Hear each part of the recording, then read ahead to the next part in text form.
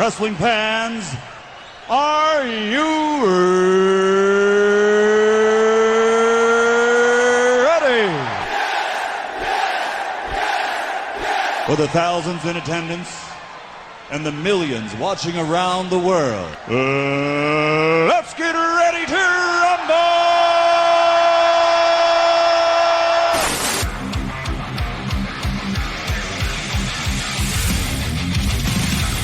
And now, please welcome at this time your hosts, Graham GSM Matthews and RJ Marceau. You're listening to the next era of wrestling radio. This is WrestleRant Radio.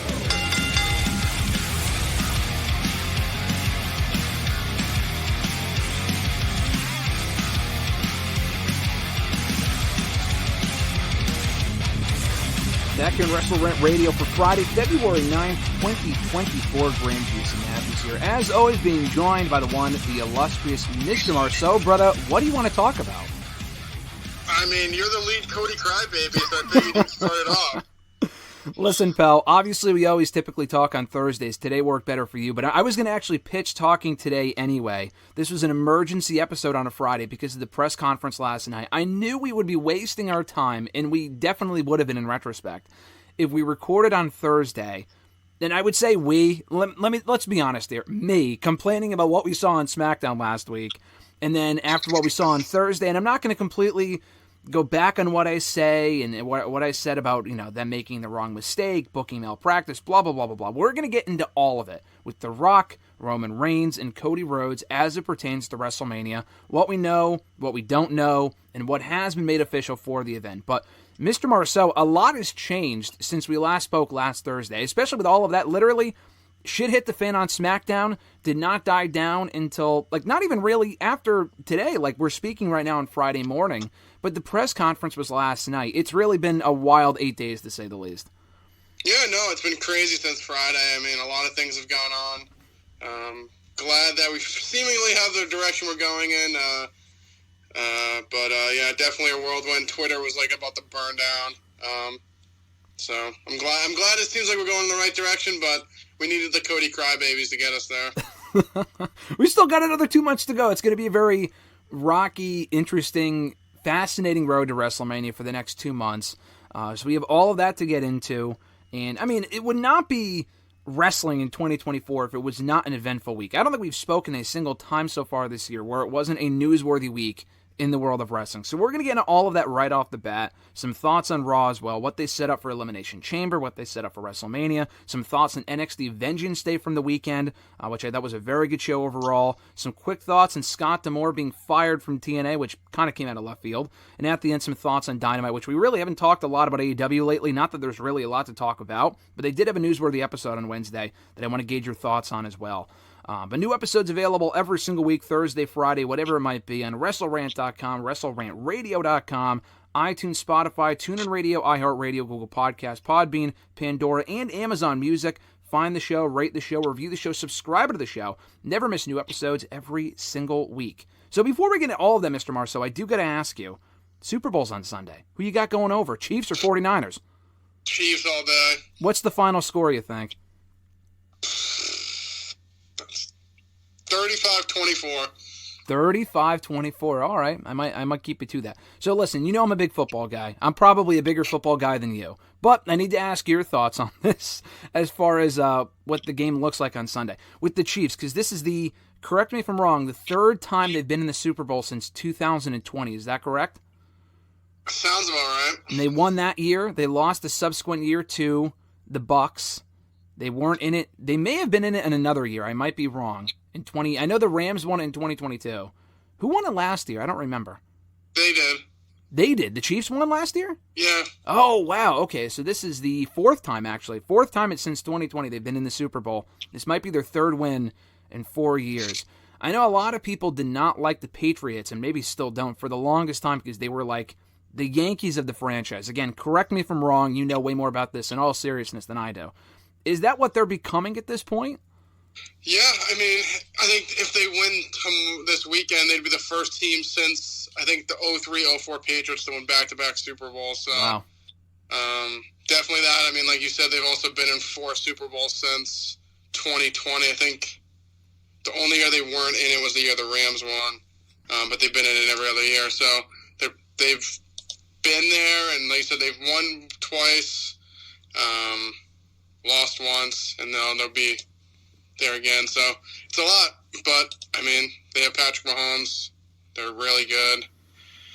It's just, that's the way it works at this point. So, yeah, they're basically becoming the Patriots. I mean, if they win another Super Bowl, it'd be 3 in 5 years. I mean, that's basically their first dynasty. So, we're getting in that territory now. It's like the early 2000 Patriots. That's what I was going to ask you. So, I mean, what is that key to the success? I mean, you mentioned Pat Mahomes. They've got this great team right now, riding this wave of momentum. Is it just a complete package of a team for the past 4 years, or what else would you really attribute that to? I would say it's mostly him. I mean, they also have a really good team. They've kind of shifted more defensively. Like, they have a really good defense now than they pretty much had before. Like, I would say their early success was mostly him. Like, they had Tyreek Hill. They had Travis Kelce. They had some other good players on offense. Their defense was kind of just there. But now their defense is actually pretty good. And then, like I said, they have Patrick Mahomes, the best player in the league. So he can kind of make chicken salad out of chicken shit sometimes. So he's just one of those guys that he just has it. I don't even know how to describe it. He just, whenever he needs to make a play, he always seems to make it, and that's why they've been so successful. Or do we see Taylor Swift on Sunday? Tay-Tay will be there. I'm sure she will be. Listen, let's get into what people came here to listen about. That is the WrestleMania debacle with Rock, Roman, and Rhodes. I can't even say wrapped up last night because there's probably a lot more to come between now and WrestleMania. We're still 2 months out from WrestleMania 40. We still don't even know. They didn't address this last night during the press conference in Vegas. And it wasn't really much of a press conference, by the way. It was really just a WWE RR rally with them talking about, what we're doing at Mania and planting the seeds for Becky and Rhea, Bianca coming out, Triple H, saying a whole lot of nothing. Not too surprising. Not taking any questions from the actual media in attendance. But they did set up a pretty massive angle, one of the hottest angles they've done in quite some time, for what could be the Mania match or another match at Chamber or afterward. We still don't know. But again, I can't even really say they wrapped it up last night because we don't know still where Rock factors into all of this, how Rollins will factor into all of this. So from SmackDown to last night, Mr. Marceau, just give me your general thoughts. I know we spoke about the SmackDown segment last week over text, and I've spoken about it at length in various forms on Twitter and videos, podcasts, whatever, in the past week. I'm going to get your thoughts on what we saw last Friday specifically, because we still don't know what Rock promised Cody via the whisper on SmackDown or prior to that point in a conversation that Cody alluded to last night. Maybe we'll still get back to that conversation that would allow him, in storyline, to willingly give up his WrestleMania main event with Roman Reigns. We still don't know what that was before he changed his mind last night. So give me your overall thoughts and what we saw on SmackDown before we get into last night. No, so from SmackDown itself, it's funny because honestly, I didn't even see it on Friday night. I'd watched SmackDown up to that point. I'm like, okay, I know what we're getting, so I just really went to bed. And then the next morning, I woke up and saw all the Rock shit. I'm like, oh, God. So then I had to rewatch and saw it. I was like I said, I'm not even, the biggest, Cody finished the story guy, and I'm like, this is stupid. What are we doing here? Why are we putting Dwayne in there? And the whole, I need to do it, stop. And I just feel like, at the time, Rollins, or him facing Rollins, just, I mean, I guess, but then, I also feel like people's speculation was basically around, we don't have Brock, and Punk's hurt now, so, we need Rock to, make the WrestleMania, it's WrestleMania 40, it kind of sells itself. You also have a ton of other stars. You can take Brock away, you can take Punk away, and I still feel like they have a stacked enough roster that they can literally replace those people and still have a really good show. So I hated that, kind of storyline that people were running with that, we need Rock because Brock and Punk aren't going to be there. Yeah. We have other stars. We don't, Cody and Roman sells itself. It's the biggest match of current wrestlers. It just made too much sense to not do it, and then they just throw Dwayne in there, and I really didn't really want to see Rollins and Cody because that's not what the plan was, so I'm glad from what we got yesterday, seeming we're going to get Cody and Roman. I think the whole Rock thing, hopefully maybe they save it to next year and they just do Rock and Roman, no belt, and just enough, I don't really know what they go from here, but I don't want Rock involved at all at this point. Well, that's part of the it's part of the element of excitement here with this angle is the fact that we don't know where it's going. And very typically with the road to WrestleMania, it's fairly predictable. Sometimes for the wrong reasons, because you don't know if they're going to do the right thing, and they have proven in the past they can pivot. I mean, look at WrestleMania 30, 10 years ago, and all these other WrestleManias along the way where they add people, they take people out, people get hurt. That's not really, their choice. That's just shit that happens that they have to pivot from at that point to kind of make better of the situation. This is a creative situation they could have very easily avoided if they didn't have Cody Rhodes win the Royal Rumble, which they did. So per Meltzer, and again, you got to be careful with what you read and report here and what you see and hear and whatnot. Obviously, he's a credible source to a point, but he had said as recently as a few days ago, Rock and Roman was the plan dating back to January 3rd when Rock signed on to be part of the board. Now, if that is true, and I don't know if I completely believe that they locked the match in place a month and a half ago, or a little over a month ago, why would they then go ahead and have Cody win the Royal Rumble? And then, to have him challenge Seth Rollins? I mean, I guess, but you had to know that if he chose, or rather won the Royal Rumble, that he would choose Roman Reigns in storyline. He got fucked out of the win last year at WrestleMania. Why would he not subsequently choose Rollins at Mania? Roman for the undisputed WWE Universal Championship. That just made no sense. And I still say, even after what we saw yesterday, dude, they made Cody look like an absolute imbecile with that SmackDown segment last Friday. I don't want to complain too much because, again, they did pivot. I do want to praise them for that, and we'll get into that in a moment. But I'm just saying, it doesn't even make sense whether they pivoted or not. It will not erase the stupidity of that segment last Friday where Cody willingly gave up the rematch with Roman for The Rock. Unless Rock has something dirty on Cody or promised them 10 new houses, I still don't know why in storyline he would have done that. Yeah, I mean, I don't know if we're ever going to find out the reason at this point, since they, like you said, they have pivoted. It did look like made Cody look stupid, but at this point I've kind of just moved on now that we kind of moved on from that. Like, hey, they pivoted, we'll move on. Cody did look like an idiot, but I mean, at this point he's seemingly facing Roman, so I guess we can just act like that didn't happen. Well, that's the other question, too. Let's put this to rest. I don't have inside sources, but I do want to get your thoughts on it. Did they pivot, or was this the original plan the entire time, you think? To have Cody go out there, give up his spot, and then 6 days later say, you know what, LOL, never mind, I actually do want to face Roman Reigns at WrestleMania? I feel like if I said that was the plan the whole time, it's like giving them too much credit. Like, they knew fans would be pissed, and like Cody would have come off as a bigger babyface to change his mind or go against it. I mean, I feel like it could have gone both ways. Like you said, I feel like if Rock was already like signed on and he was facing Roman, why would they have Cody win the Rumble? I mean, like I said, that was the original plan. I guess, like you said, it stirred people up, makes Rock heel. That's what they kind of wanted. Like, they wanted to turn the Rock heel, but I really don't want to give them the credit for it. So I'm just going to say it wasn't the plan. They pivoted. But, I mean, if it was the plan, they were like the smartest people ever. I mean, for the record, I don't think it was part of the plan either. I do think they pivoted, and I give them credit for that. But I don't give them credit for booking that segment in the first place. Again, I don't want to harp on it too much because it's in the past now. I understand that. But I'm just saying I don't think it was the plan the entire time, because whether that was the plan or not, that shit made no sense. Even if they didn't pivot, that SmackDown segment would still make absolutely no fucking sense. They shouldn't have even had Cody win the Rumble if that was the case. Daniel Bryan in 2014 didn't win the Rumble, so there was no obvious path for him to WrestleMania that year. And then he ended up getting involved, and he beat Triple H to earn a title shot, blah, blah, blah. With Cody, he had the title shot, but he chose the other champion seemingly instead. And that was the other really confusing thing coming into this press conference. He chose Roman Reigns, but WWE.com even said that Cody refused to fight Roman Reigns at WrestleMania. Those were his words, not mine. And then they were like, all right, who's he going to choose? Well, didn't he already kind of imply he was choosing Rollins by what he said on SmackDown? Was he lying? Like, it's just very confusing. But I am glad they pivoted. They don't have to make it more convoluted than it needs to be. They kind of already have. But do you think also part of what we got last week on SmackDown, I do think they pivoted, like I said, but do you think of part of the reason of why they did what they did with Rock facing Roman and getting people talking about it positively or negatively, whatever it might be, and in addition to what we saw last night, the press conference, which was already apparently always booked for the T-Mobile Arena in Vegas, Do you think part of the effort there is to kind of deviate the focus away from the Vince stuff? And I'm not saying that's all of it, but I definitely do think that's part of it. And it's not going to work. Yeah, okay, I was going to say, because I don't think it's going to work. Easily. I mean, after what we saw yesterday, no one's even talking about Vince at this point. I mean, people are, but it's not as much of a reoccurring, I can't even say reoccurring, it's been a fucking 12 hours since it happened, but I mean, it's still very much prevalent, and not everyone's forgotten about it, obviously, but more people are focused on the latest development with Mania than they are the Vince stuff. If that's what you mean, then I agree.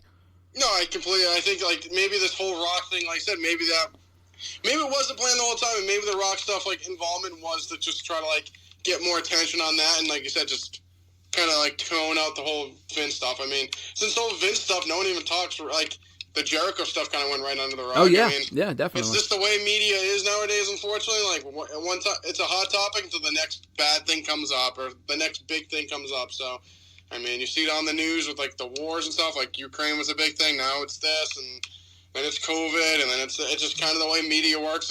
It's big until the next big thing. So, I think there's definitely some kind of plan to use this whole Rock thing to kind of shush the whole Vince talk down. I will say this, I think that Jericho thing's a thing of the past. I don't want it to be. I want it to be investigated and cleared up and to kind of have a resolution on that situation. Even if it wasn't true, no one has really come out and said that it wasn't true. Kylie Ray, she may have clarified why she liked the tweet, but I don't know, Jericho hasn't said anything, Tony Khan hasn't said anything. The one real opportunity for him to clear that up was the press conference after World's End a month and a half ago, and he was asked about it ad nauseum. He didn't give any clear answers. I mean, he'll probably do another media call soon to promote Revolution. He'll probably get asked again by Nick Hausman on that thing. But beyond that, he probably will not clear that up. The Vince thing, I think, is a much bigger issue because there is evidence that it did actually happen. And literally, dude, day after day, it only gets worse. And I don't mean to laugh because it is a pretty disgusting situation. But like, it came out this week from John Laurinaitis' attorney, which we didn't get a chance to talk about that last week. He came out, I think, after we recorded and said that, Vince forced me to do these things. I was a victim as well. This fucking just garbage. Just total bullshit. Just a slime ball of a human being. And then he also came out, or his attorney did on his behalf, saying that the company did know about the Ashley Massaro, the rape accusation from, I think it was Iraq. It was one of the Tribute to the Troop shows like 20 years ago. Kuwait, there you go. From 20 years ago, because the company claimed they knew nothing about it. And now he's saying, and he knows where all the bodies are buried in that company for the most part, he's saying that they were aware of it. So I think that situation is only going to get worse before it gets better, and they did not have a chance to ask anyone about it at the press conference yesterday, because again, like I said, it wasn't really much of a press conference, and Triple H went away pretty quickly. So I don't think that situation is going away anytime soon. No, it's not. I mean, at this point with Laurinaitis, you kind of got to save yourself. I feel like he's just, all the attention's on Vince, so I'm assuming his attorney's just pile on Vince at this point. Trying to deflect. The whole, I didn't get, dude, if you really didn't want to do it, you could have still, met up with her and played fucking Jenga or something. You could have still just say that we hooked up or whatever the fuck. If you're really that innocent, you could have done that, and I don't think that's what happened. So I understand you want to blame someone else, but at the end of the day, you're a fucking grown-ass adult. You gotta take, your action. Your actions speak. You did it, so you can't just deflect it to someone else. It's not like he's, a young adult or a kid. He was literally a grown-ass man. Yeah. No, the whole thing's laughable. Not the whole thing, but the thing with him is laughable in the sense that he would... I get it. It's PR stuff. He's trying to defend himself. I could see why they would want him to say that. It was probably per the lawyer, but, he himself is a piece of shit. He's every bit as guilty in the situation. Like you said, he's a grown-ass man. He should take accountability, but they're not going to, obviously. They want to get money out of this thing or try to point fingers at Vince, because that's how they are. That's the type of people that Vince and John and the other people involved in this thing are. So I can't really say I'm surprised, but still equally disgusted. But back to the Roman Rock Rhodes thing. You mentioned Rock is going to be, or you want Rock to be out of this thing going forward heading into WrestleMania. I can't say that's the case. They set up a pretty big angle last night. Whether we get that tag team match or not, I think Rock is here to stay. Not to say he's going to appear on every SmackDown going forward, but I do think Rock factors into WrestleMania in some form or fashion, whether we get a match with him or not. What makes you think that we will not see Rock again, or that you don't want to see Rock again on the road to WrestleMania, if not at WrestleMania itself? I just don't want to see him in the match. I guess that's what... I'm fine with him being around, but I do not want him in the match at all. That's the thing. I think come Mania, this is kind of what I'm skeptical about, and why, I am happy that we're getting Rock and Rhodes. They put out the graphic and they announced it. Okay, it wouldn't be the first time that we've had a match announced for WrestleMania before they added another person. I mean, in the opposite situation 10 years ago, I guarantee you we did have that graphic for Orton and Batista at WrestleMania 30 until weeks before Mania, where they added Daniel Bryan. And actually, they didn't even really add Bryan. It was, he had to face Triple H, and if he beat Triple H, it was a very convoluted situation. And in the end, they did the right thing. This could be the exact opposite, where weeks before Mania, Rock finds himself in the match. And they did make it pretty clear, both in storyline, and Big E mentioned it, but it kind of seemed like they were shooting on the pre-show panel or whatever, the kickoff panel, which was funny. It seemed like they were just kind of giving their unfiltered thoughts. He mentioned that Rock's on the board.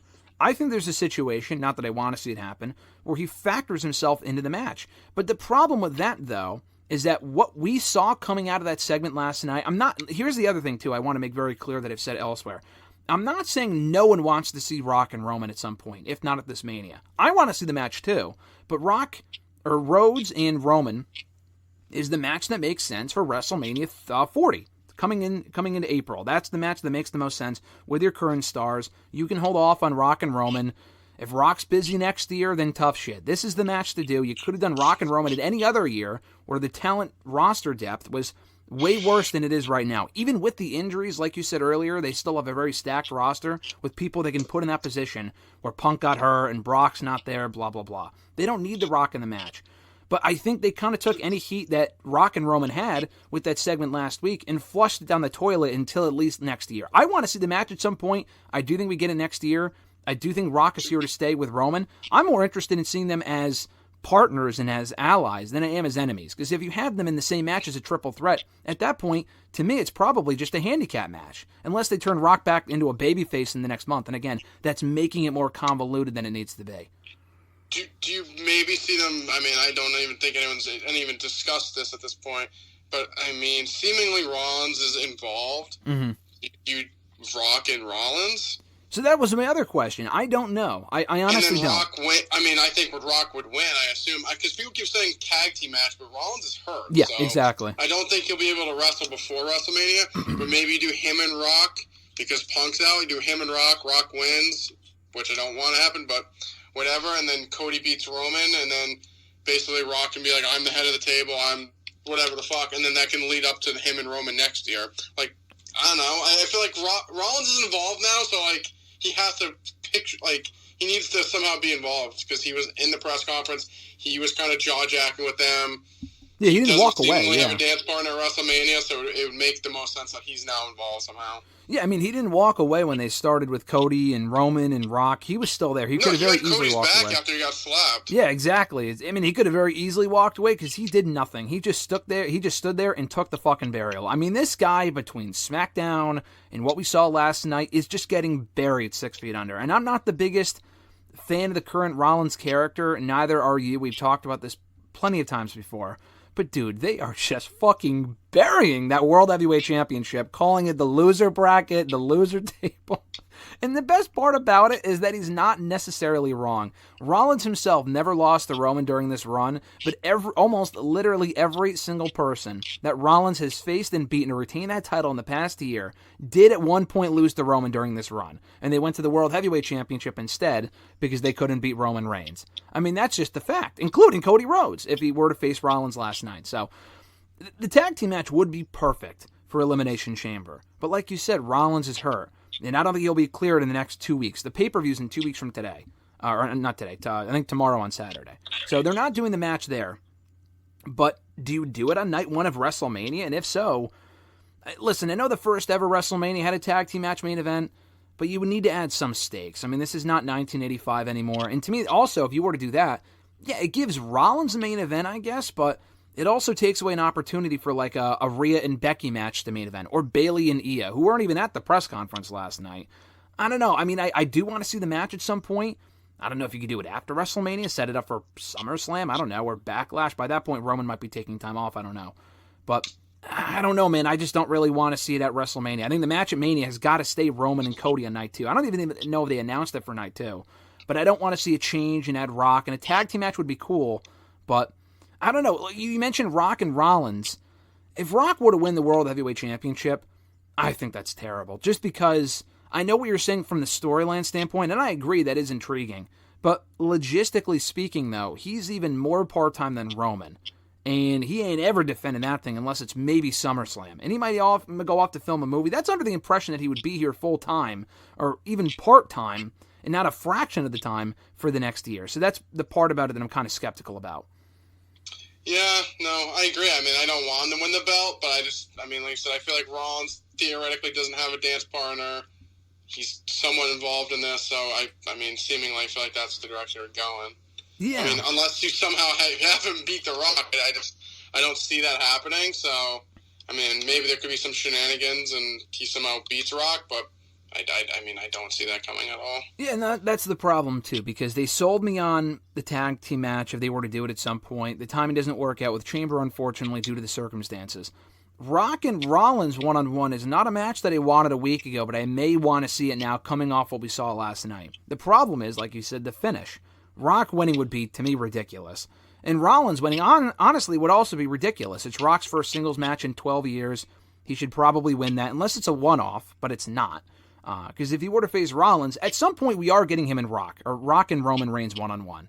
And I think you can do that at WrestleMania 41. I think there's a lot of storyline potential here to build up Rock as the new head of the table.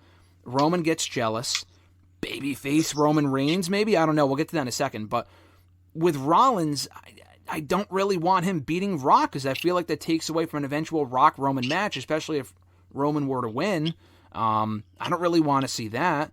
But with Rollins, you mentioned he doesn't really have an obvious dance partner. We know Cody is definitely in the Roman Reigns match. If they make it a triple threat, I think that's stupid. But at least we know he's in the match, which leaves Rollins without an opponent, like you said. But what about what you said last week, Drew McIntyre? I know Punk's hurt. McIntyre on Raw, though, went after Cody. We're probably getting Cody and Drew at Elimination Chamber, which I like. But Drew would have to lose again. I don't know how he earns an opportunity at Rollins at Mania. That was my question. But is that a match you want to say? Because at this point, to me, it is. Because McIntyre is doing some amazing work. He's already lost to Rollins twice. But I think it is a match that if you can figure out how you get there, that is the match that works for WrestleMania. Yeah, just like you said, I feel like you just have to figure out how to get there. Drew, as like I said, he lost to Rollins twice already. He's seemingly facing Cody. I would assume he's going to lose again, so I don't really know how you get him back in the picture. I mean, he's doing great work. I think that's what they should do. Like, I don't want, like I said, it's tough. Like I said, we also, like, if his contracts, we don't know his contract situation, so if he's not re-signed, I doubt they'd give it to him. Mm-hmm. So I feel like that could be, like, the biggest holdup, but, I mean, I think out of anyone on Raw, if you're going to pick someone from Raw, Drew makes the most sense. The problem is he just has also lost to Rollins twice already. Yeah, you'd have to figure out how to get there. And the thing is, if he faces Cody at Elimination Chamber, I assume they're doing a men's chamber to determine who's going to face Rollins. That would take Drew out of the match, right? I mean, I would have to imagine. Then Drew can't be in the chamber. I mean, they could do the Cody-Drew match on Raw. But I'm thinking that's a pay-per-view match, because it is. You can also save it for after WrestleMania, but they set it up on Monday for a reason. Drew would have to win the chamber to face Seth Rollins at WrestleMania. Otherwise, I don't know how you get there because he lost to Rollins twice already. So that is the match that I would do, assuming he does re-sign, like you said. Re-sign him, get him to re-sign, offer him what he's worth, whatever, pay him what he's worth, and then have him win. I think he would be the perfect person to beat Rollins for that championship. And we talk about, finish the story, all this other bullshit. I agree with the Cody thing, obviously. But with Drew, I mean, not that he was the first person to have a story, but, honestly, his story's unfinished, too. His whole thing was that he never won the world title in front of a full crowd. And he didn't do it at WrestleMania 36 because of COVID. At 37, he had the opportunity, and he lost to Lashley. And then he had the opportunity at Clash of the Castle, and he lost to Roman Reigns. That was another big setback for his character that led to the heel turn that we're seeing now. And he still has yet to finish his own story by winning the world title in front of a crowd, which he could do at WrestleMania. And I don't know where the Damian Priest cash-in stuff factors into this. I don't think it really would if Drew were to win the belt. But I would love to see Drew walk out of WrestleMania the new World Heavyweight Champion. No, I completely agree. Like I said, I think it just, at the end of the day, it's coming down to what his contract situation is. At this point, we don't think he's re-signed, so I feel like they're not going to put him in a big spot, unfortunately. Yeah, I mean, I know it's different leadership, obviously, but 5 years ago, they knew that Dean Ambrose was not re-signing with WWE. I don't know if Drew has made it clear he's not re-signing, but Ambrose made it pretty clear a couple months out he wasn't even a part of WrestleMania that year, and his contract expired the month after WrestleMania, and he left on decent terms, obviously. It doesn't seem like he'll ever be back. But they didn't even put him at WrestleMania because they knew that he was on his way out, so why even bother, I guess, even if they wanted to have him lose, which probably would have been better, but that was 5 years ago. So, I mean, that's what I would want to see. But back to the Rock and Roman thing real quick. Does the idea of a Rock-Roman alliance excite you? Because to me, it does. And then you could have a whole, dichotomy there with maybe Roman becoming jealous of Rock, taking over his own group. That could be your entryway into Roman Reigns going babyface. And Rock can maybe blame Roman. Hey, listen, you can't be head of the table. If you lose to Cody at WrestleMania, that spot goes to me automatically. And then you have Roman lose, which he absolutely fucking should. I said to you over, before we hit record here, imagine if we get Roman and Cody, the match that we wanted, and Cody loses again. That is a very real possibility, by the way. But it could happen. But Roman should lose, and then you can set up Rock and Roman with even more heat for next year than it would this year, with the roles reversed. Rock maybe by that point would probably be a babyface. We already texted about it earlier this week, but they announced Moana 2. I guess that's coming out in November. I mean, that seems pretty fucking fast. I know you're excited. I mean, that came completely out of nowhere. I don't know if Rock would be going around doing press while he's a heel in WWE. I was surprised he even went heel in the first place. That had to have surprised you as well, right? The whole Pat McAfee show thing? I loved it. Do you think we Cody crybabies, what do you expect? I mean, that was pretty funny, I will say. Do you think we could get a reversal of the roles here with Rock as the heel and Roman as the babyface going into WrestleMania 41?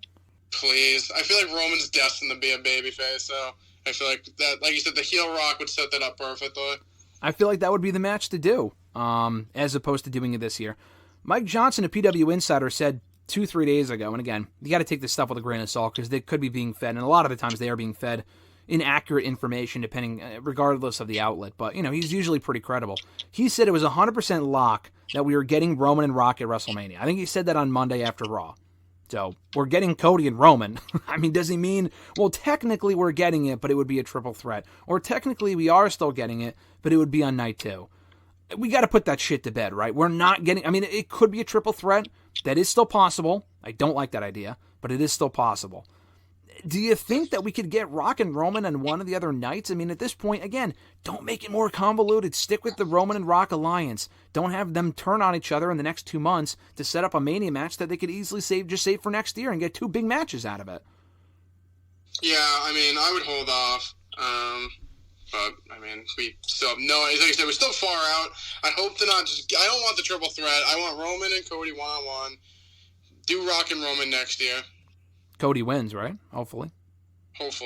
Well, you could easily have Roman win with help of The Rock, and that would set up Rock and Roman for next year for the championship, and then Roman can beat him, and then he can go on to break the next Hogan record, and then the other record. Like, no. We're moving on from this. We are not doing this again. We're not having Roman Reigns hold the belt for 5 consecutive years. He has to lose it at WrestleMania. I said that last year, and it didn't happen, so there's no guarantee it's going to happen this year, but it absolutely should. So yeah, that's pretty much everything. I'm looking forward to seeing what they do. I'm glad they pivoted. That SmackDown segment still makes no sense, but maybe we'll find out tomorrow night on SmackDown, and they'll unfold more of the story. And I'm excited to see where they go. Listen, I don't know definitively where they're going. The tag match, will it be a triple threat? How does Rock factor in? How often will he appear? He's a part of the board. How much do they lean into that? Do they do a power struggle with him and Triple H? Triple H and him kind of had a face-off. They're not having a match. Triple H can't wrestle. But does that turn into a storyline thing? Do they translate that to television? I don't know, and I'm excited. So, not that I have complete faith in the company to do the right thing. They did last night. That's still not set in stone until it comes to WrestleMania in itself. And I hear the bell ring. Unless Damian Priest cashes in, I am convinced there is a chance this match could change into a triple threat. So, hopefully we can get to that match unscathed, and that does not happen. But you just can never say never with this sort of stuff. But I am happy with what we got last night. As far as Raw goes on Monday night, we already mentioned Cody and Drew at the next pay-per-view. I got to mention the other big Mania match made official. Last Friday on SmackDown got overshadowed by the whole Rock, Roman, Cody stuff. Bayley and Io Sky is happening at WrestleMania. They set it up at SmackDown. I didn't think they would set it in stone so early. I thought she would tease Rhea a bit more, but listen, they had to do the angle when they did because they had to set up Rhea and Nia for Elimination Chamber and also announce an Elimination Chamber match to determine Rhea's opponent at WrestleMania that Becky's already qualified for. So before we get to that, your thoughts on the segment with Damage Control last week on SmackDown, Bayley going babyface, leaving Damage Control, and choosing Io Sky in the WWE Women's Championship at WrestleMania 40? Love it. I thought it was done well. Like I said, I was a little surprised they did it so early, but seemingly, like I said, Rhea is facing Nia. They're going to do a women's Elimination Chamber for Rhea. It seems like SmackDown people will be involved as well. But no, I like it. I mean, that's exactly the direction we knew they were going in. I kind of wish they did a little bit more with Kyrie. I feel like she just got brought in to be like another lackey, unfortunately. That's just like side tangent from the main thing. But I think her and Io, and that's been the story, and I'm excited for that. Do you think there's a chance they could headline night one for the championship? I mean, the tag team match is cool and all, and I do want to see that match. I don't think, like I said earlier, that you should stretch that across 2 nights. Give Roman and Rock and Cody 2 main events in the same pay-per-view. I mean, come on. I don't need to see that. Because I feel like the women from either Raw or SmackDown, it would probably be SmackDown. Bayley won the Rumble. Giving Becky and Rhea the main event for as great of a match as that's going to be would be a slap in the face to Bayley and Io. I mean, it was a slap in the face to not even having the press conference last night, first of all, which Punk spoke out about, which I'm glad he did. But Bayley won the Rumble. She should main event WrestleMania. If the story makes sense, this match makes sense, the storyline is strong, it could cool off between now and Mania. I mean, that could have been the peak of the program last week. We just don't know. But as it stands right now, that to me would be a believable main event for night one at WrestleMania.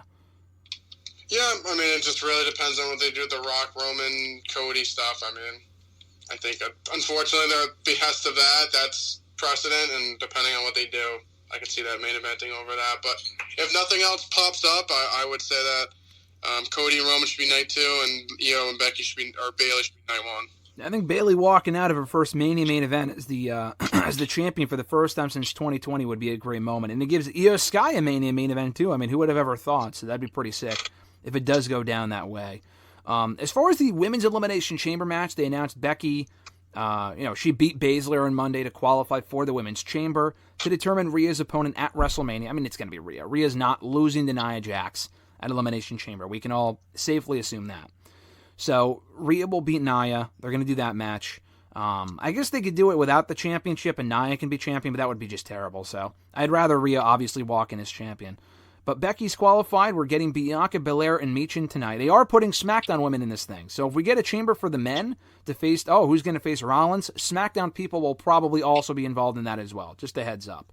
So Belair and Michin tonight, and then on Monday's Raw, Liv Morgan and Zoe Stark. So that's 3 of the spots filled by, let's face it, Bianca, Liv, and Becky. Who do you think wins? Is it Becky? Is it Liv? Is it someone we're not thinking of? I think it's Becky. I mean, that's seemingly where the story's going. They faced off last night. It would make no sense to do that if they're not facing off for WrestleMania. I like Liv, Bianca. Not sure exactly who else would be in there. I think it'll be a stacked match, like talent-wise. I think they'll have some pretty strong other women besides Becky and Belair. Like I said, Liv will probably be in it.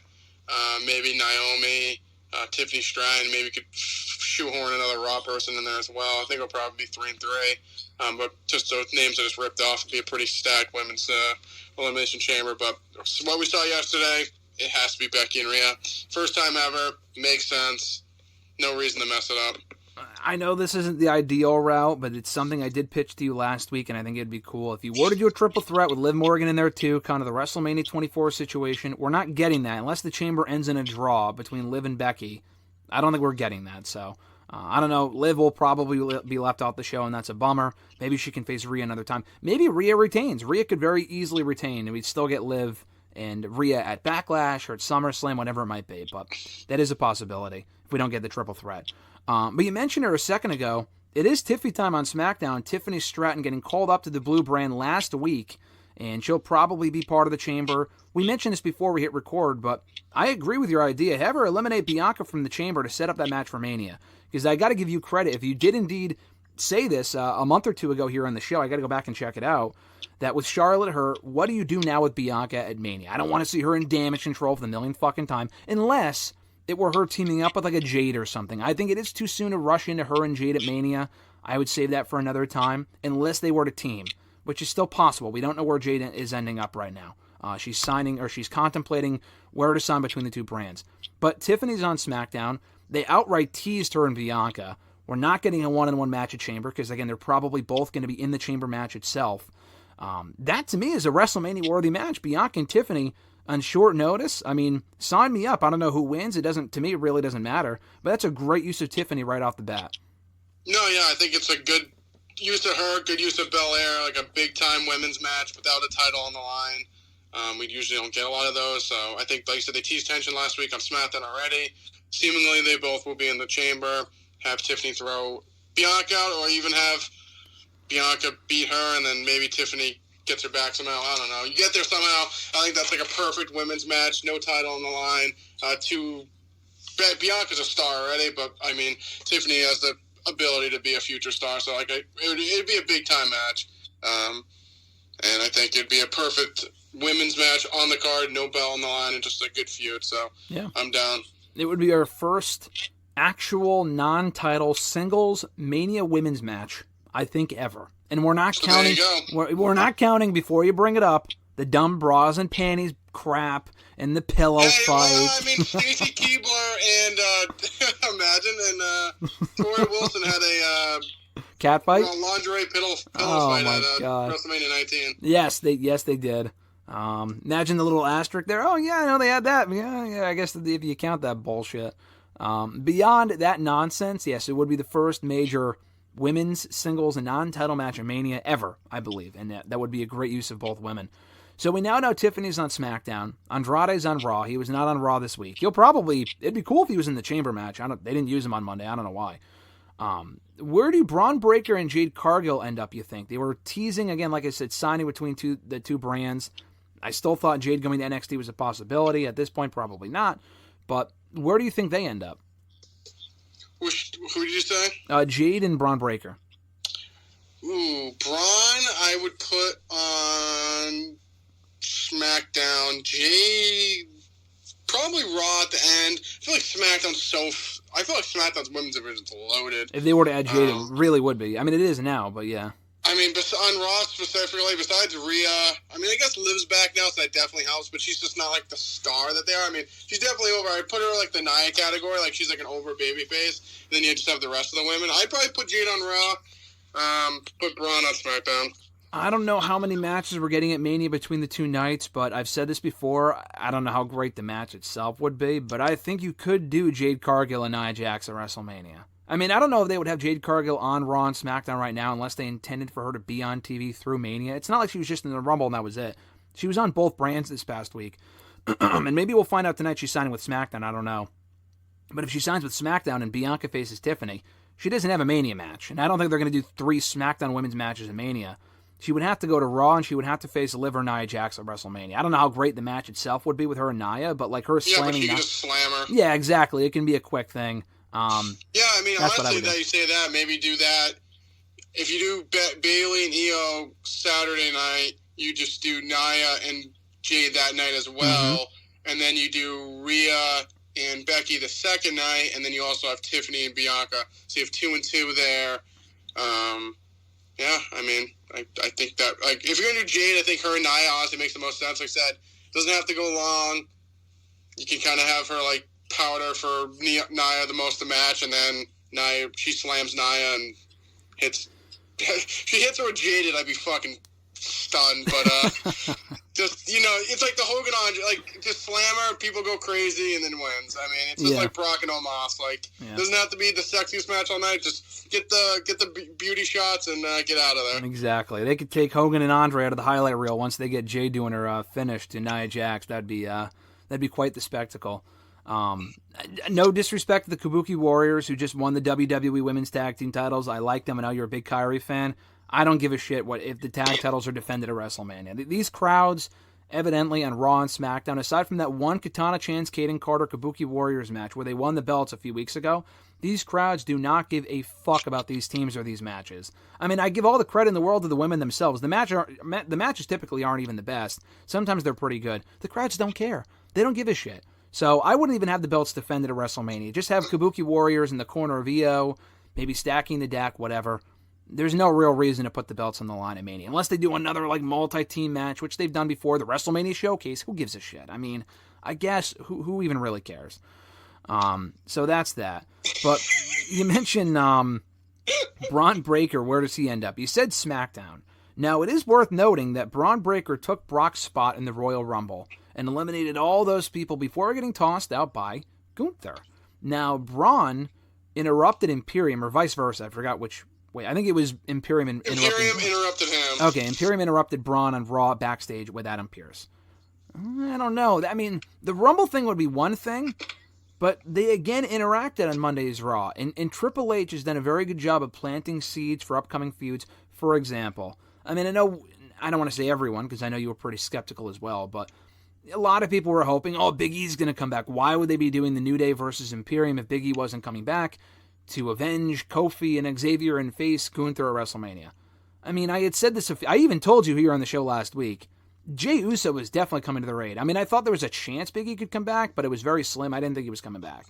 They've been planting the seeds for Jey Uso aligning with the New Day for literally like 2 months. And I figured Jey was getting the next shot at the IC title, which he definitely is. We found that out on Monday.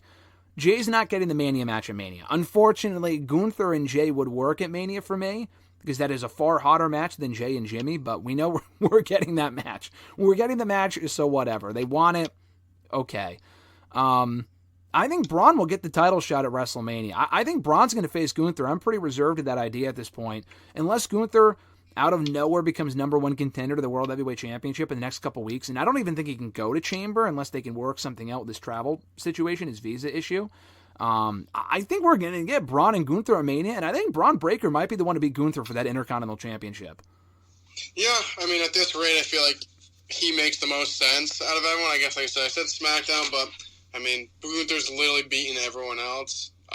Once he beats Jey, it really comes down to Braun. Like I said, there was some kind of interaction. I doubt that was for nothing. So, I mean, if that's the match to make, it's the match to make. I will say this right here, right now, for the record, it will not be Chad Gable. It will not be. The guy's not even on TV. Thank God. It should be, is no, my it should point. Not. He's been a goof for the last 4 months. Exactly. Well, my point is, it could, okay, I'll rephrase. It could have been if they booked him better, but they did not. It's too late. It will not be Gable. It will probably be Breaker, and honestly, you can make the argument too much too soon. I mean, Breaker is a star. It's not like he's debuting in an open challenge. Like, I mean, that would actually be kind of fitting, but Braun's definitely landing on a show between now and Mania. It would be kind of fitting if Gunther's reign ended the same way Honky Tonk Man's did back at SummerSlam 98, where it was an open challenge, and I mean, I wouldn't make it a minute match. I would make it a competitive match. Imagine building up Gunther for I mean, I guess Jade Cargill lost a minute and a half, but that was a different situation. Have him lose in an open challenge. No, I would promote the match. I would have Braun Breaker on Raw, rack up some wins. People are clearly already familiar with him based on the reaction he got to the Rumble and the backstage segments he's appeared in. He's been in NXT for a few years. He's really thrived as a heel. He actually just won the Dusty Rhodes Tag Team Classic. Unfortunately, I don't think they're winning the tag team titles next week on NXT. But I do think he's going to Raw. And honestly, he was the last person in storyline, they might mention this, to pin Gunther in WWE. They probably won't want to bring that up because they want to paint this picture that Gunther's been undefeated his entire time in the company, which just isn't true. But he was the last person to beat Gunther on NXT before Gunther got called up 2 or 3 days later on SmackDown. So that's the story that I would tell. I would probably have Braun Breaker win. If he were to lose, that's okay too. But, that's one way to book him right out of the gate as a star. So I'd be totally okay with that. But speaking of him winning the Dusty Rhodes Tag Team Classic, do want to get your quick thoughts on NXT Vengeance Day from last Sunday. I thought overall it was actually a really good show and a great main event and a really good women's match as well. No, I thought it was a really fun show. Like you said, the women's match was great. The Tag Team Classic, like you said, I'm glad for Corbin and Baron, or Braun, Corbin and Baron, Jesus. But no, I'm glad they won. I feel like that made the most sense. And then the main event was great with the turn from Hayes. So, honestly, I thought it was a better show than the last one they had. Yeah. Can't remember the name of it, but I thought it was a solid show overall. I was at Deadline, and then this was definitely a better show than Deadline. I thought that was a fine show, but this was definitely better. I love the ending. We saw coming 10 exits, ahead of where they were going with this. We saw coming from a mile away. But I thought it was still exceptionally well done. They've taken the Shawn Michaels playbook and just applied it to Carmelo Hayes for the past 2 years. But they've done a great job with it. He's a star. Williams is super over. And I love the Dragunov match. And I'm looking forward to that match at Stand and Deliver. So that's my other question. What do you think they do at Stand and Deliver?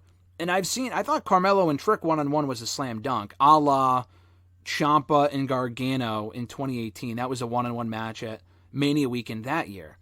Do you do that match at Stand and Deliver, or do you make it a triple threat with Carmelo, who's clearly not done with the NXT Championship? We've seen him and Dragunov like 3 times. I don't really want to see that personally. I would rather see Dragunov defend against someone else and Carmelo and Trick one-on-one. But what would you do? What would you want to say? It just really comes down to who the other else is. I feel like there really isn't anyone really built up besides them two. I think the story is with Trick and Carmelo one-on-one.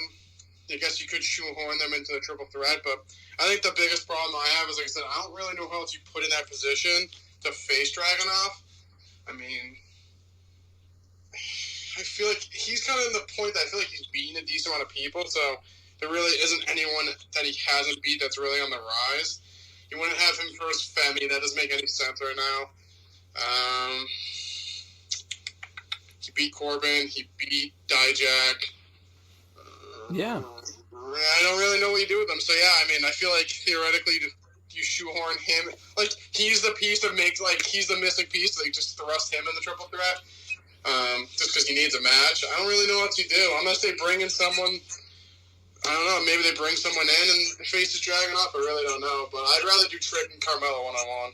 You know who Dragunov hasn't beaten yet? Kazuchika Okada. How about that?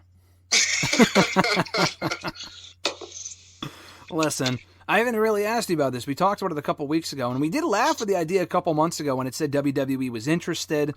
We've already discussed this, but honestly, my stance has changed. I want to see Okada in WWE. And now, I'm a WWE mark or whatever. I think at AEW he would be great, obviously. He's already had the exposure there. He can have some great matches. A lot of their top people he has already faced and or beaten. I don't know. I mean, at this point in his career, the guy's not 45. He can always go to AEW first, go to WWE maybe down the road. I feel like he should go. I mean, we haven't, and I said to you at the time, I don't know if it was the Okada thing or with someone else. I want to see more people take risks, and it's not really for me to say because I'm not the one putting my professional career on the line here. Maybe it is definitely a safer route to go to AEW where they would probably offer more money, and he would definitely be a guaranteed star. In WWE, you just have no clue. I think it's worth the risk. I mean, Triple H knows the star that Okada is. I would hope that he would book him correctly as an attraction. That is definitely a risk. But there's also a risk with him going to AEW as well. So what's your thought on the whole Okada thing? He's a free agent officially. He can show up really anywhere he wants at this point. He has had talks with WWE superstars. I don't know about the company themselves, but about, what about coming in and all this other sort of stuff. What do you say? Where would you like to see Okada end up? I mean, I've been jinxing everyone. I want to go to WWE, so I want to go to AEW. I don't even want to think about WWE. It's a dumb move. AEW all the way, and he'd be dumb to go to WWE. And we'll see. We'll see if he get jinxed again. I think it is going to be one of those situations where he does go to AEW. That is my prediction. Would I like to see him in WWE? Yes. But I am preparing for him to go to AEW. As I am with Mercedes Moné. I think Mercedes Moné is obviously locked in. I don't think I know. I think we all do. With that big business show announced for March 13th, Dynamite, TD Garden. I was there last year for the, what's it called, Blood and Guts show. Yeah, Blood and Guts. That was a good show. She'll be on that show. They're bringing her in. Could they pull an all-out 2021 by bringing in Okada and Mercedes on the exact same show after, 10 days after seemingly Will Ospreay arrives as well? I think that might be where this is going. I don't know if Okada's a lock. I don't think he's a lock. I think it's likely. But your thoughts on Okada maybe arriving on that show, and just your thoughts in general on Mercedes Moné going to AEW and arriving on that show in March. Yeah, I mean, it's definitely possible. I mean, like I said, big business. I mean, it's seemingly she's going, and like I said, he could go as well. I mean, there's so many people they have that they're not utilizing, and bringing in Okada and then Ospreay, it's like, what do you do with everyone else they're not even using at this point? So I'm interested for Moné. I mean, I think she should have went to WWE. Seemingly, she's going to AEW. I mean, I understand she's faced a lot of the same people of WWE, so AEW would give her some new opponents, and she'd easily be the number one star in the whole women's and maybe the whole company. That might be a stretch in the whole company, but definitely the women's. I just feel like once she beats Tony, there just really isn't any other big stars for her to face. Like, if she went to WWE, she hadn't faced Becky in a long time, and Becky's on a different level. She faced Bianca when she was kind of starting to get going. Rhea's a big star. Yep. They have other people coming up, so, I mean, I guess she's probably making a ton of money from AEW, but I think going not going to WWE. It's just, I don't know, I feel like she'd be a big fish in a small pond there. Well, I mean, I said this when she first left 2 years ago. I said it last year, and I think I said it earlier this year as well. I mean, I did think she was going back to WWE in, like, December when it was reported, talks fell through with AEW, and it looked like she was going back. The Bayley thing was a slam dunk, reunite them, blah, blah, blah. I mean, she does run into the same issue as I told you yesterday. I think she runs into the same issue there as she would in AEW, where, like, what do you do with her in the long term? After she wins the championship or she does this one storyline, okay, what do you do with her after that? Because, like, the last time she was in WWE, different period, I get a different regime, but she was just another woman on the roster. Sasha's far from my favorite wrestler personally, but, like, she should not be another person on the roster. And that same goes for AEW, too. I'm not saying it won't happen in AEW. We don't know. But they're building an entire show around her, which is a good sign that that probably won't happen. I will say this, I don't think she'll be a game changer for that women's division in AEW. Not that she can be, that's not my point.